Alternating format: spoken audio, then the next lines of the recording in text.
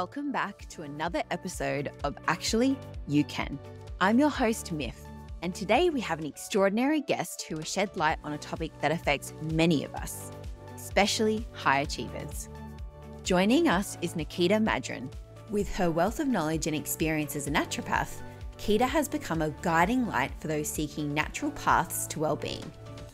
In this episode, we dig into a crucial and often overlooked aspect of high achievers' lives: anxiety. From the relentless pursuit of goals, the pressure of performing at peak levels, high achievers face unique challenges when it comes to maintaining mental and emotional balance. We explore how the pursuit of our big goals can sometimes come at a cost, leading us to stress, unease, and symptoms of anxiety. Nikita will help us understand how high achievers can identify those symptoms of anxiety and, more importantly, how they can begin to manage them. So get ready to learn how to overcome your anxiety, because actually, you can. Hi, Nikita. Welcome to the show. I'm so excited to have you here. Hi, Miv. Thank you so much for having me. I'm very excited to be here. And so today we're going to talk about anxiety and specifically what anxiety looks like in high performers. But before we dive into that, I'd love for you to share a little bit about yourself. So who is Nikita and what is your mission? Okay. So I'm so excited to be on your podcast, by the way. Just I love it. I love everything you talk about here. So thank you. I am Nikita. I am a naturopath and I have a special interest in mental health, which is kind of like specifically niche down to anxiety. That's what I've personally struggled with most of my life. So that's really what I've found joy in treating. So yeah, I mostly work with people on their mental health and their anxiety, through lifestyle and food modifications, as well as using herbs and nutrients and all of that good stuff to, get to the root cause of their anxiety and to kind of cure it from, or not cure it, sorry, but like work on it from that like base level instead of just putting Band-Aids all over you and kind of covering up your symptoms. So yeah, my mission is to help people understand that there are different causes of anxiety and different like root causes, and to help them feel less trash and just generally happier and less anxious. What a beautiful mission to want to support people to feel less trash. I love that. I mean, we all go through moments in life where we feel a bit trash. And so it's That's beautiful that you want to support people to feel more vibe in that space. And right. so I think the term anxiety, I think a lot of people have particular preconceptions about what that means. So I'd love for you to share, what does anxiety mean? Yeah. So anxiety, I feel like it's actually like an umbrella term, in my experience, and it can actually show up in a lot of different ways. So anxiety, is the name for symptoms such as like, overthinking or people pleasing or always trying to be the best that you can be because you're terrified of who you actually are. And then, like the more common stuff that we talk about is your physical symptoms. So like feeling nauseous, having a racing mind, racing heart, shaking hands, all of that kind of stuff, nausea, difficulty digesting. There's like endless amounts of symptoms that can come along with anxiety. But yeah, it's really seems to kind of be wrapped up all under that big umbrella. And I feel like this is going to be a long answer, but what would you say is the root cause of anxiety? You're right. It is a long answer. My favorite answer, it depends. So Yeah. yeah, exactly. So it really is different for everyone, which is why I love what I do, because I get to actually spend time with my clients and understand them and talk to them about their actual cause. So it's different for everyone. And that could look like it being, gut dysfunction. It could be trauma based. It could be nervous system based. It could be like a symptomatic outcome of blood sugar dysregulation. Or, you might have a thyroid issue. Like the list is kind of endless for things that can cause anxiety symptoms. Yeah. And so if we're talking about high performers, a lot of the people who listen to this are really passionate about professional development. They've got big, lofty goals for themselves. And I think Mm. symptoms from what you've shared of anxiety is really prevalent amongst this group. I'd love for you to share a bit about what factors could maybe contribute to those symptoms in high performers specifically. Yeah. So I think that what can contribute to what I often see when I see high achieving kind of people, like that group of people, it's often that, I kick a goal and then what's the next goal? And then I kick a goal and what's the next goal? And it's that never kind of like settling, because once you settle, you kind of have to like sit with yourself. And that's when anxiety kind of crops up more, because you're like forced to be with yourself rather than distracting. And distracting can look like so many things. And one of those things can be, goals. And that's awesome, right? That's an awesome thing to be distracted by. But it often does come in with that mental health kind of stuff. So there's that kind of way that it shows up.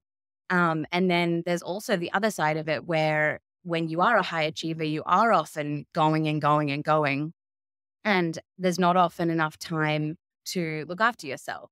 And so anxiety can be really prevalent there as well, because you're not able to kind of like fill your cup up or eat enough, or, like regulate your nervous system, because you're constantly launching something, or you're constantly like on the go. And that's um, that really like anxiety provoking kind of like go, go, go kind of situation.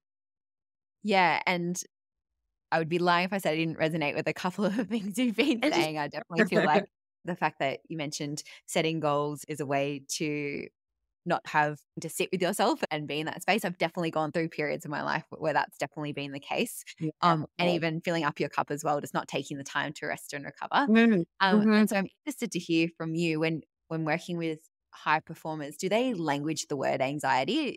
Do they come to you going, "Hey, Kita, I'm anxious," or what do they come to you looking like?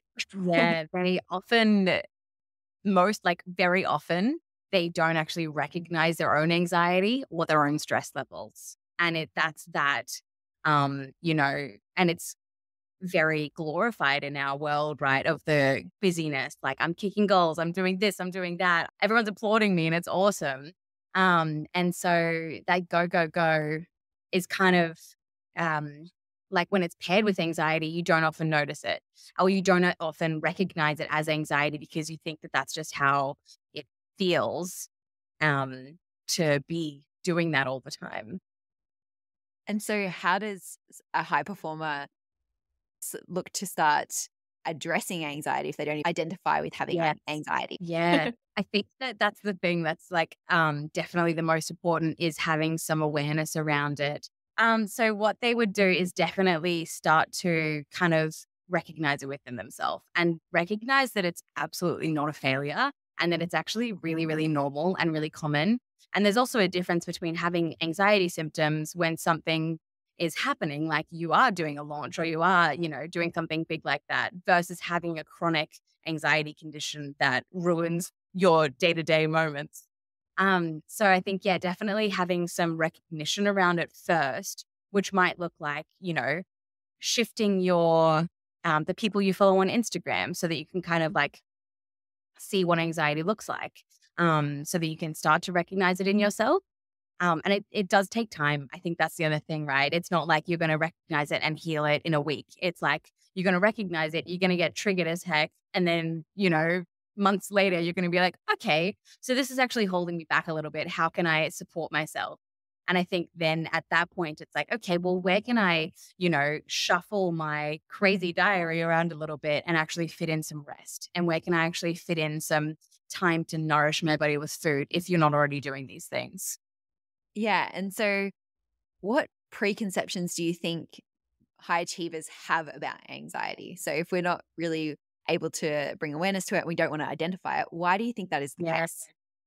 I think it seems weak, to be honest. Like any of those kinds of emotions, right? Like sadness or depression or like anxiety, all of those kinds of things in our society are unfortunately, and it's getting better definitely, but they are definitely seen as kind of like weaker emotions and not helpful. And so I think that a lot of people get so defensive about it because it's like, well, I'm not like that. I would never be like that. You know, I'm better than that. And I was like that when I first kind of started feeling anxious. I was like, I would never feel anxious because I can control that and I just won't. So there you go. So yeah, I think it is definitely like a bit of that, what's it called? Where, yeah, society is kind of like, this is trash and high achieving is better. And if Yeah. you're anxious, then you're not doing a good enough job. Yeah. And yes, I definitely see that sort of messaging. Yeah. And, Okay.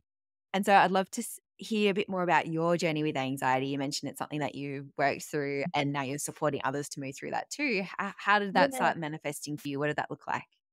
Yeah, so I started feeling anxious when I was about 14. I have a lot of anxiety and other like heaps and heap of mental health stuff in my family. So I always looked at my family and went, this looks hard. I don't ever want to feel this way. And I remember the moment like being 14 in the car with my mom being like, oh man, I'm never going to have anxiety. How good for me. And then life happened, you know, and I have all of these like predispositions and then it kind of just got worse and worse throughout like the next 10 years. You know, there were deaths in my life and traumatic stuff. And that really just like ramped up anxiety to kind of like a breaking point where it was like, okay, this is getting ridiculous. Like I can't see my friends, you know, it's really holding me back. Mm. Um, and I was actually studying naturopathy at the time.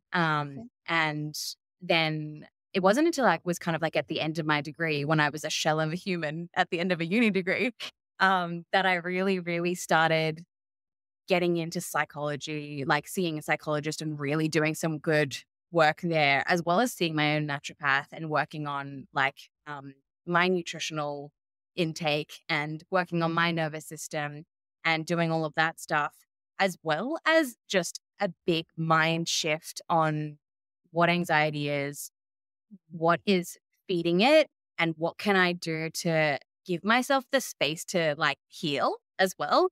Um, and that's when like I really shifted into just being the queen of rest, honestly.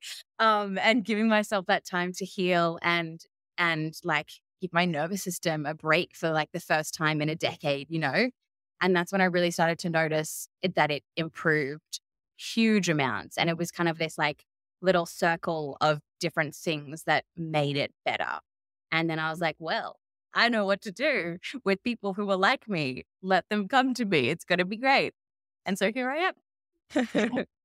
And that's beautiful. And I think, especially, I mean, you never hope that people have to go through challenging situations. And it's so Oh, beautiful of when course someone not. does go Yeah. through that and then use it Yeah. to be able to support others going through the same thing.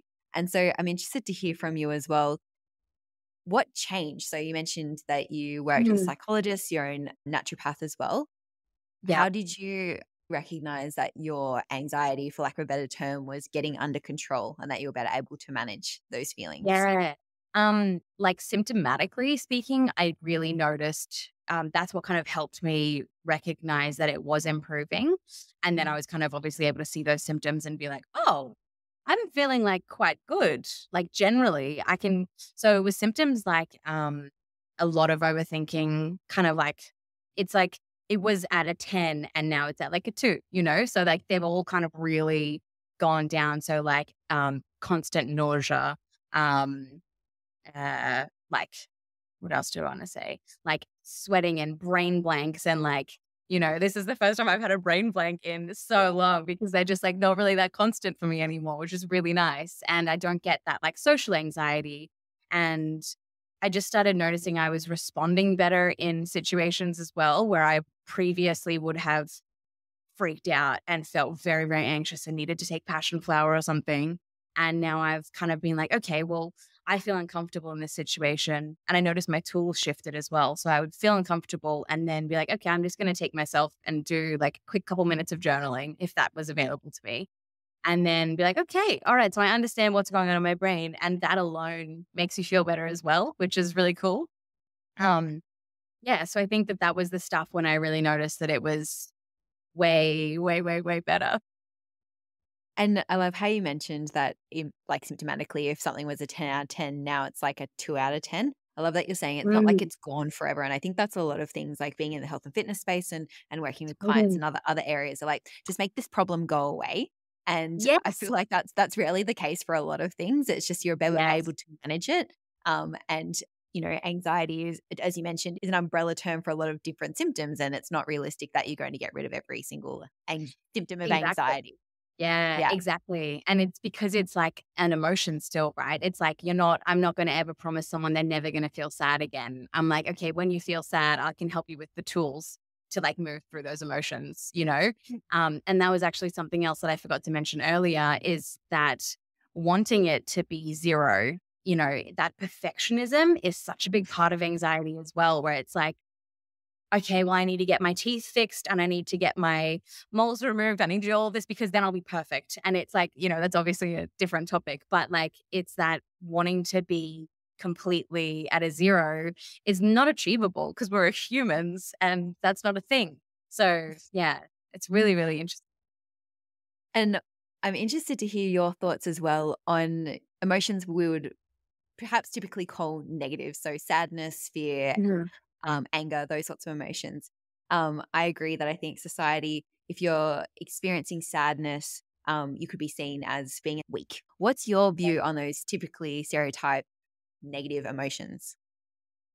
Yeah, I love them. I think, and I think there's a shift towards this viewpoint generally, which is awesome. Obviously it's going to take a lot of time and not everyone will get there, but I think that they are so crucial and so important and they're there for a reason, right? And I used to get really, really, really scared when I got sad because I didn't know how to deal with that. And all we are really taught how to do is to numb. So you're scrolling or you're drinking or you're like doing something to distract.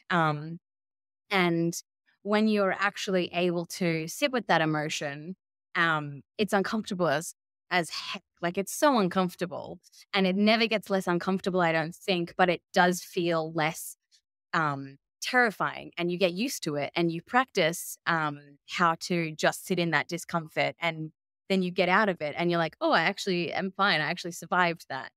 Um, and, obviously if those feelings are constant, then I would say get some extra support because you don't want to be feeling like that all the time. But they're so normal. They're so, so normal to come up. And, like I've gotten to a point where I can cry and it actually like feels like a release rather than like a scary place to be. Yeah. Yeah, and definitely you and I are vibing on the same wavelength when it comes to emotions. Mm-hmm. And I also think it's the Good. the power and the contrast too. Like you don't know what joy is unless you have the contrast of sadness. And Exactly. That's exactly again, right. and so I love it. It's like you're learning to be able to deal and manage and process those emotions rather than wish they're a 0 out of 10 and never experience. And emotions is what give life a bit of color. 1 million trillion%. I agree with you so much. Yes. And so if I know that one of the main clients you work with are people who have anxiety. And Yeah. so what does your approach to supporting them look like? And specifically if we're talking the high achievers in the room? So I go gentle. I never ever will like see someone and be like, you're anxious. You're a fool for not knowing that. We'll kind of like talk through, and we don't have to name it as anxiety either. So we'll often talk through like, um, whatever other health stuff they've got going on. And we'll also talk about their nervous system and we'll talk about, how do you deal with stress? How does it feel? Like, how do you, do you constantly feel like you're at a 10 and you're always like buzzing? Like, and we'll kind of like talk through symptoms of anxiety and I'll be like, do you have any of these?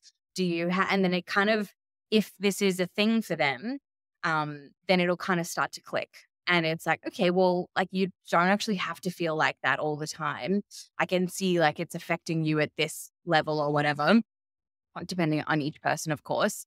And then with all of my clients, really, I just go real slow as well. So like depending on whatever um their like root cause is we'll start treating that and we'll also start treating symptomatically. So with a lot of high achievers, kind of just like in my experience, that is a lot of like nervous system stuff and probably, brain pathway related stuff where it's kind of like you've grown up a certain way and now you have to reach these goals and that kind of stuff. Or, like, and sorry, that sounds really negative. I don't mean it in a negative way at all, but it's like can be really, really awesome as long as you feel good doing it as well. So yeah, we'll kind of approach it gently and take small steps and just kind of like educate the whole time and be like, this is what I'm doing. This is what I think is going on for you. And if it resonates with them, then we move forward with that. If they're like not ready for that at all, they're like, I hate you for saying this. Then I take a step back and I go, okay, that's fine. This may not be true for you, or it may hit you in 2 years and you go, ah, dang it, she was right. And that sounds beautifully supportive. And I mean, how funny are humans too? Like sometimes we want to label things, like we go, cool, if we put a label to it, we Yes. can identify it and we can deal with it. Sometimes we don't want Yeah, to label it because we don't want to associate with a particular label. And even as you that's true. mentioned, um, the brain pathways that you might have developed, I talk about that with my clients in terms of your past Mm, experiences and your environments have helped shape who you are. For good or for totally. worse, that's up to you whether you want that to be a good Exactly. or a bad thing. It's just Yeah. depending if it's resourceful for you in the moment. Like if it's stopping you from living your life or achieving your goals, then yeah, you might Yes. want to look at it. If it's fine, then go live your life. That's totally cool Exactly. too. Yeah. It's good for you. Absolutely. I agree. Yeah. You might be like, I love Taking it getting sweaty very and having my clammy hands with anxiety. Then it's like, go yeah. forth. Go live your clammy Or life. it's not a little easier. It's great. Something you just said as well made me think about there's the high achievers that I've been talking about, and then there's also the high achievers. Or sorry, what I was specifically just talking about then about going gently, and kind of like, hey, maybe this is what's going on for you. Do you want to work on that? Then there's absolutely this other side where it's like, I'm a high achiever. I want to reach all these goals and I feel so anxious all the time. Please help me. Like I already know what's up. I need these tips because I want to feel good and also hit my goals. And I support that just as much. And I love it. And so, how does your approach, I guess, compare to other modalities? Obviously, you're a naturopath, and how do you support someone as a naturopath as opposed to, Mhm. I don't know, like a life coach or a psychologist? What's your superpower you bring to the equation? Yes. So what I think would be the most different, because there are quite a bit of overlaps in those three professions specifically. So what I would bring specifically as a naturopath would definitely be my herbs and my nutrients. So like herbs are just like magical golden fairy bottles. Unfortunately, I mean, not unfortunately, it's very fortunate, but they're also doing great. How do I word this? When I called them magical fairy bottles, that's just how I feel about them. They're actually doing, biochemical, good, juicy stuff in your body as well. But so we choose really specific herbs for people with anxiety. So if you have a lot of stress going on, then we'll support your adaptation to stress. Um, and like your stress response will also support your nervous system and help to calm that down and regulate it. We'll also use anti-anxiety herbs. So my favorite is called passion flower.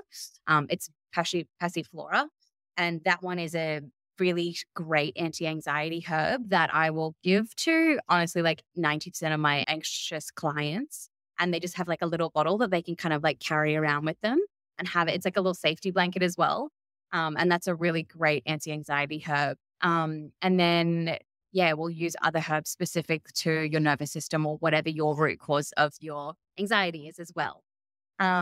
And then another really big one is definitely your nutrients. So a lot of people that I see are women who are under eating. And because it's also hard, right, to eat enough for what you need to do with your body.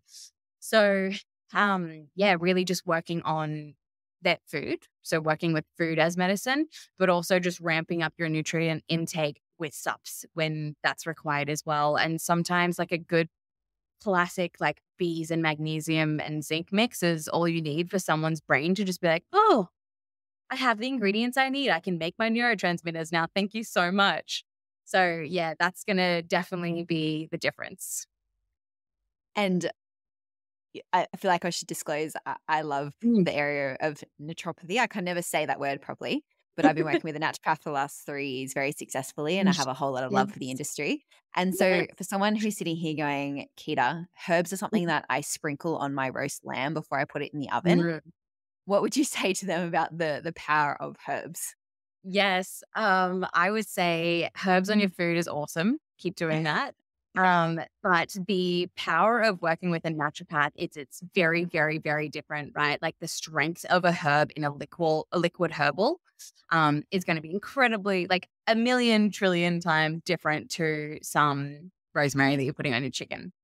Um, we actually mix up like bottles that will have multiple different herbs in them as well, which is really cool because someone can come to me with, period pain, high stress, anxiety, and gut problems. And I can put herbs in for all of those things into one bottle. And it's so beautiful. And like, unfortunately, our industry has been under researched, except for traditional research, and traditional evidence and stuff. But it's catching up, which is awesome. So that is a very exciting part of it. But yeah, it's not like anything else. Um, and it just doesn't have the same level of side effects as your regular medication. And it often comes with a better outcome as well. And I think there is absolutely a place for medication. It's literally saving lives. But when that's not working, this is magic. Or when that is working, we can also do this depending on interactions as well. So I don't know how else to explain them, but they're really great. Yeah, and it's interesting, right? Like I grew up in a household where both of my parents were very much into science and medicine.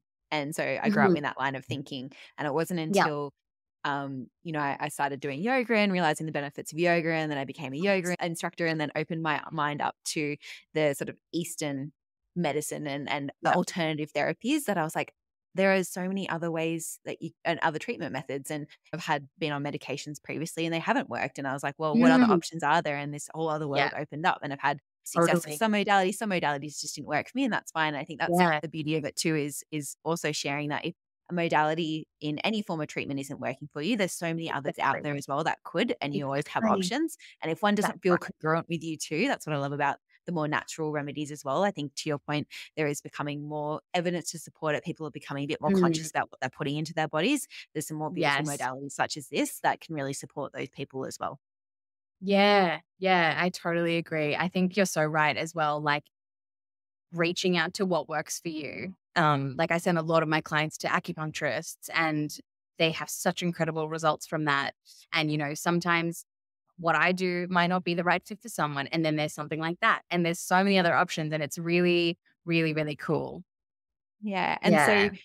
I'd love to hear what you're able to share with your clients. Obviously, I understand client confidentiality, but I'd love to hear some stories from how you've supported clients who've potentially had really high levels of anxiety, and just what the transformation for them has been and what opened up for them as a result. Like, how has their life Yeah. changed? Yeah, absolutely. I think without getting too specific, what I've like the greatest outcomes that I've had from clients have like the biggest change that I've seen is clients who are at like their very kind of worst anxiety wise. For example, like not being able to leave the house or not being able to eat food, that kind of level of like control that it has over you. And then yeah, it's hard. I want to tell you stories, but I don't know how much I can share. But so for example, like getting to the root cause of one person's anxiety was all about nutritional deficiencies, specifically protein. And by increasing that person's protein, they were able to have like they were able to have so I'm being so careful. They were able to have like uh from like a 100 down to like a 10. Same kind of Yep. thing. Like that's a very different scale to what I use, but that's okay. So yeah, being able like it was night and day. The person that I saw in the camera just being able to actually like show up as who they really are and just from increasing their protein intake. Like it's just incredible. And then for someone else, it is all about regulating their nervous system. And it's like, okay, well, I cannot stomach food. I am, waking up in the middle of the night having panic attacks. I am not able to go for a walk, that kind of stuff.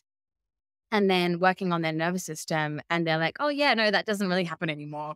I don't really wake up in the middle of the night and have panic attacks anymore. And you're like, oh, this is fantastic. Now you get to have a restful sleep, and that's going to help your anxiety even more because sleep is so crucial for that, healing and rest and everything that it does, which is endless. Hearing you talk about this, it's almost like these people, and I don't know how else to put this, but they're being rewarded for looking after themselves. Like as you mentioned, you addressed a couple of nutritional deficiencies. It's like by addressing those deficiencies, so by taking care of yourself and giving your body what it needs, you're able Yeah. to take care of yourself and step into that truer version of you. Yes, exactly. It's so cool. It is, you're right. It's like such a gift because you don't have to feel like that anymore. And like, yeah, the gift of being able to actually show up as yourself is something I don't think you even know you're missing until you have it. Like, that's definitely how I feel over the last couple of years. I'm like, oh, I can actually like show up as me and I can actually enjoy the moments that I'm in. And it is totally, yeah, it's like this little reward for looking after yourself, and it's beautiful. And so, if you were to be able to travel back in time to 14-year-old Nikita who was Mm. experiencing anxiety symptoms, what would you share with her with all the knowledge that you have now? Oh, man. Um, what would I share with her? I think I'd share with her just the really simple, oh, not simple. It sounds simple and basic, but it's not. But I would share with her the foundational stuff. I would share with her, moving your body in a way you actually like to move your body, eating food that actually makes you like feel nourished and feel good and being okay with that. Um, you know, learning that you don't have to be a people pleaser and that your voice matters and that your opinion matters, like all of that kind of like base level stuff. How to like nourish my nervous system and look after myself and rest and yeah, all of that stuff that took me a decade to or more than a decade to actually start implementing. Which is also very normal. But yeah, I think that that's the stuff I'd share with her and maybe just give her like 10 liters of passion flower just in case. How wonderful is that? And I think it's interesting too. Like I think, it was a longer journey for you, and like most, well, I won't say most, but journeys for a lot of people can take some time, and often we can be Right. disheartened about how long something takes as well. Yeah. And so I think for anyone listening, if you're in your 30s and 40s and you're like, I'm just an anxious person, this is just how I am. It's probably challenging that and go, yeah, Mm. sure, you might have symptoms of anxiety to your point, Yeah. but you can change. It won't happen overnight, but change is possible. And when you're in your 30s and 40s, fingers crossed you have another whole half of your life less to live. And there's Totally. the opportunity to live it in a Totally. totally different and better state. And so not to be put off by just how long that could potentially take as well. Absolutely. I so agree with that. I mean, I have clients who are like 60 and 70, and we're working on their mental health now. Like, it's beautiful. And I think that it is also kind of like a lifelong journey, right? You're never going to stop learning about this stuff. As many, your whole audience will probably know that. You're never, ever going to stop learning about yourself and learning how to love yourself and give yourself what you actually need. Um, and yeah, it's really like that deeper connection with yourself is always going to be available. So it's never ever too late. 100%.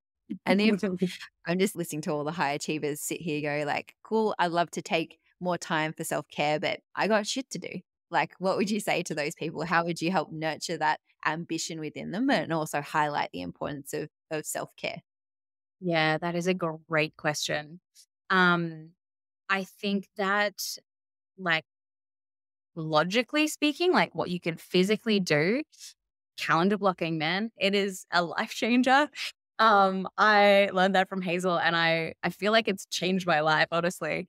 So I think just calendar blocking and making it a priority, and really sitting down with yourself and going, okay, so I do feel these feelings. How much of my time is that taking? How much of my like, this event that I'm really excited for, how much of it is drowned out by the anxiety that I'm feeling?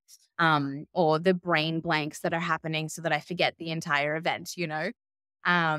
And really, yeah, just putting that time in your diary, whether on like it's just 10 minutes a day or 10 minutes once a week for a month, and then you start to slowly increase it. Um, yeah, I think just blocking that into your calendar and choosing something that feels good for you as well. And that will shift over the years as well. So right now it might be 10 minutes in the morning where you stare at the sky. I don't even know. That was a strange example. It might be a meditation. It might be stretching. It might be doing a yoga class or um, doing some deep belly breathing. I'm just thinking kind of like body focused stuff. Just, yeah, chuck it in your diary, start with once a week, then slowly build it up and make it as part of your routine. And then also some weeks when it slips, know that that's actually okay as well. And it's all going to slip because we promise ourselves to so much, right? Like eating eating at meals every day, multiple meals, and doing your job and trying to achieve your goals, and then trying to add in stuff to look after your like nervous system, it can feel a lot. So it's okay if it slips sometimes. And it's so funny because I can hear like half the high achievers going, no, I made the commitment. I'm going to do it at all costs. I'm not going to enjoy it. I'm going to sit here and meditate and think about all the things, but I'm going to meditate Mm, and tick that box. And so I mm, think it's that challenge to making sure that you do it, but also with a particular intention. And I get this a lot with my clients. Like I'm all about achievement and results, but I'm like, I also yeah, want you to achieve things that feel good too, right? Like anyone can do totally. tick box stuff, but we're all about increasing the level of fulfillment in your life. And I think it's Mhm. calendar blocking, prioritizing the time, and also setting the intention for that particular activity too. It's not just another thing you're going to tick box to get the benefits from it. You need to have Yeah, that intention to that's to true. provide self-care to go into it. Yeah, exactly, exactly. And also like, as you build up your self-care, um, make it so that you've got enjoyable stuff in there as well. So like for me, some of my self-care is reading fantasy novels. And that is rest for me daily, right? That I'm gonna look forward to. And your audience might be like, I don't have time for that. What are you talking about? But like I love that. So I make time for it. And it's just become normal for that to be kind of like part of my life now because I enjoy it so much and it brings me so much like joy in my body. Yeah, and it's interesting, when people say I don't have time for something, that's a whole nother tangent we can dig into. But I also think people think this sort of stuff takes a lot of time. And sometimes, yeah, if you're burnt out, run down, self-care is going to take a lot of time for you to get back Mhm. on track. It can also Yes. look like taking 5 to 10 minutes sitting in your car when you've gotten home from work because you just want 10 minutes to yourself before you walk in the Yes. door. It doesn't need to take a lot of time, but it can if you have the space available. And anyone can find 10 minutes. I'm going to put the challenge out there. Anyone who says I don't have time, 10 minutes, anyone can find that in a day. Yes. You got this. You got this. That's a really interesting point as well because that's just made me think about stress, closing your stress cycle. I don't know if you know about closing your stress cycles, I'm but intrigued. Tell me more. it's a whole other tangent. But it's basically all about doing things like moving your body, laughing, crying. There's a whole list. It's all in a book called Burnout by Emily and Amelia Nagoski. Um, Literally will change your life. And something that they talk about in that, and then I noticed myself, this was a few years ago when I was reading this book, I started implementing this, closing my stress cycles. So for example, that might be going for a 30-minute walk every day after work, something like that. And at the start, you're like, yeah, this feels good, whatever. I don't really care. What am I doing? But they talk about kind of like this buildup of stress cycles that you have to close. It's like you're working through like your whole life's worth of inventory. And I noticed like a year into doing this that I actually, instead of just being like, yes, I'm going for my walk, whatever, I actually noticed that I was instantly calmer. Like it was like I didn't have to work that hard to feel better. And that's where like I'm thinking with this self-care stuff, right? It's like when you're in that phase of absolute exhaustion or, you've been like building your business for years and years and kind of you're like crashing, it will take time to fill your cup up. It's kind of like it's got that consistent drip or something like that.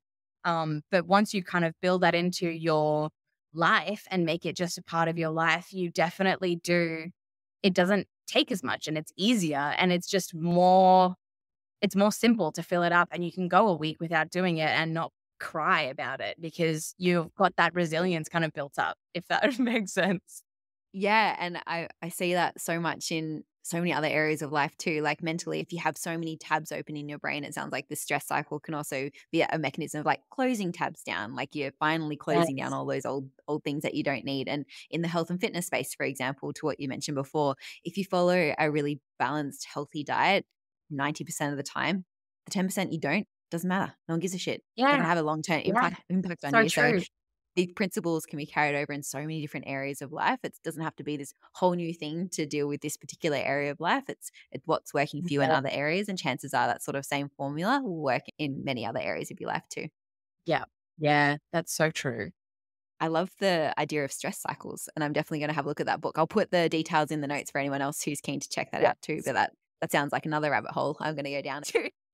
Yeah. Yeah. Definitely. It's hard not to. Like, it's just one of those things that, or maybe, it's just for me, but it's one of those things that just made sense. I was like, yes, I drink my water. I close my stress cycles. It's just how it is. That's how I live my life now. I'll be message you on Instagram going, close my stress cycle. It's like closing the rings on the watch. Yes, close my stress cycle. Yeah, seriously. Yeah, exactly. Maybe there's a product in that too. Or maybe that's just the high achiever going, I'll close all my stress cycles and that will cause more anxiety. But anyway, leave it with me. Yes. My brain is instantly follow your brain on that. Oh, that's awesome. And so if we've got a high achiever sitting here going, cool, love all these ideas, what's a really actionable step that they could do in the next 24, 48 hours to help manage their anxiety? So they're like, yep, I'm seeing these symptoms of anxiety within me. What's something really actionable they could do to start to manage that? Okay. I have been thinking about this, and there are so many, because once again, I feel like my answer is it depends, but I'm going to pick an answer. And I think it's going to be this base level, kind of boring answer of start working on rest. Just, put it into your calendar or do it within the next, that time frame. Do the rest, do the half an hour or do the 10 minutes. And then kind of, start to build that into your practice. I love that. And it's not a boring answer at all. I don't know where I've heard it, probably heard it from somewhere before, but boring is sometimes best. And I think it's and to your point too, to be able to do anything, you typically need to make space and to stop the cycle to be able to implement something new. So the idea of just stopping and having some rest sounds like an amazing first step for someone who's typically on the go. Yeah. Yeah. And they'll probably hate me for answering that. And I'm really sorry, but it's good long term. You will thank me like one day when you're like, yes, this does make sense. This is good. The truth will set you free, but at first it will piss you off. Absolutely.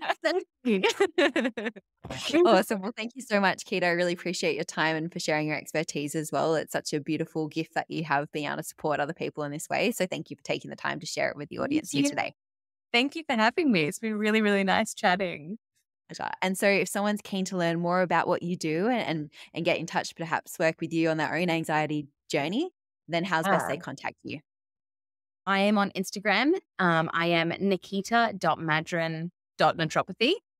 That's the main place you'll find me, to be honest. I'm trying TikTok, but I'm doing a very average job at it. So meet me there. Awesome. And I'll put those details down in the show notes too. Thank you. Thank you so much. Thank you for joining me today for another episode of the Actually You Can podcast. I so enjoy having you here, and I hope you've taken away powerful insights and tools that will support you to achieve your high-level results. Now, before you go apply all of this wisdom in your life, I would be so grateful if you are able to leave us a podcast review on the platform that you're listening to, or share this episode with a friend. Your support means that we can help more self-led, high-performing individuals just like you expand what's possible for them.